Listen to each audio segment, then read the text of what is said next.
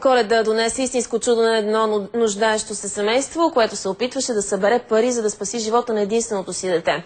Цялата сума от 20 000 евро, необходими за животоспасяващата операция на едногодишната Габи от Варна, за която ви разказахме само преди няколко дни, днес беше напълно дарена от бизнес семейството Арабаджиеви, както и от техните деца. Те решили да помогнат на болното момиченце след излъчения репортаж в Календар.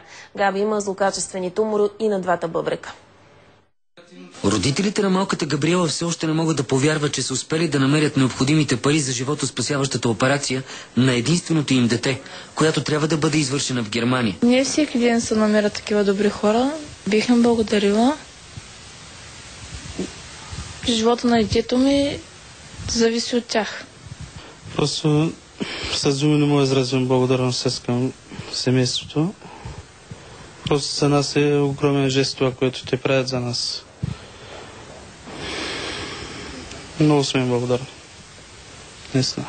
Идеята идва от малкия ми брат, който е гледал зова за помощ по нова телевизия и след което ние цялото семейство решихме да се отзовем на този зов, да може да помогнем. Трябва да бъде даден шанс за живот, да продължи напред.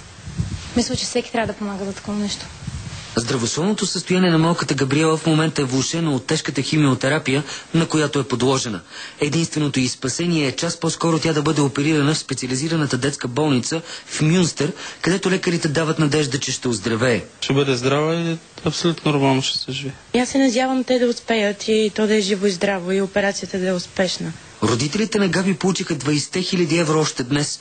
В семейство Арабаджиеви се ангажираха да поемат и всички разходи за следоперативното лечение на детето.